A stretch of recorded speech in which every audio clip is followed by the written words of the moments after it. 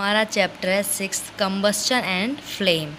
देखो क्या होता है, कुछ सब्सटेंस ऐसे होते हैं जो जब जलेंगे तो क्या है, एक लो पैदा कर देंगे। जैसे कि जो मोमबत्ती है और जो लकड़ी है जलेगी तो क्या होगी, एक ज्वाला पैदा करती है, एक लो पैदा करती है। और कुछ सब्सटेंस ऐसे होते हैं जैसे कि कोयल, जब हम इसको जलाते हैं तो ये लो पैदा नहीं करता, ज्वाला पैदा नहीं करता। अब आता है कंबस्शन। कंबस्शन होता है क्या है, हम इसको एग्जाम्पल से समझते हैं। हम क्या लेते हैं, एक चारकोल का पीस लेते हैं, ठीक है, और उस चारकोल के पीस को चिमटे के अंदर पकड़ लेते हैं और जो बर्नर है, जो जल रहा है, हम उसके ऊपर उस चारकोल को लेके जाते हैं।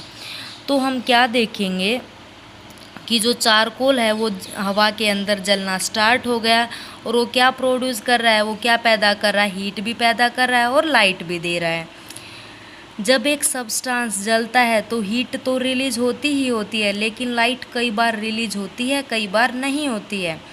तो एक ऐसा सब्सटेंस जिसको कि ऑक्सीजन के अंदर जलाया जाता है तो वो हीट देता है और लाइट दे भी सकता है और नहीं भी दे सकता है, हम उसको क्या बोलेंगे, कंबस्शन मीन ज्वलनशील।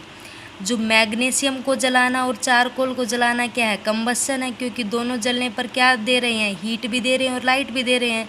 लेकिन ये ज़रूरी नहीं है कि कंबस्शन के अंदर लाइट भी प्रोड्यूस हो, हीट तो प्रोड्यूस होगी लेकिन लाइट प्रोड्यूस हो भी सकती है और नहीं भी हो सकती।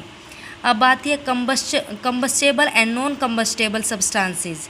देखो वो सब्सटेंस जो कि हवा के अंदर आसानी से जल जाएंगे, क्या जल के क्या पैदा करेंगे, वो हीट एंड लाइट, गर्मी और लाइट पैदा करेंगे।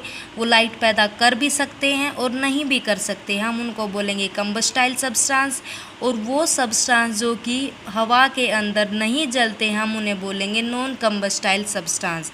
देखो कंबस्टाइल सब्सटेंस कौन कौन से है, चारकोल भी है, मैग्नीशियम भी है, नेचुरल गैस भी है, कैरोसिन भी है। और नॉन कंबस्टाइल सब्सटेंस कौन कौन से होंगे, जैसे कि ग्लास ले लिया हमने, पत्थर के पीस ले लिए, स्टील स्पून ले लिए, ये क्या है, नॉन कंबस्टाइल सब्सटेंस हैं, ये हवा के अंदर नहीं जलते हैं।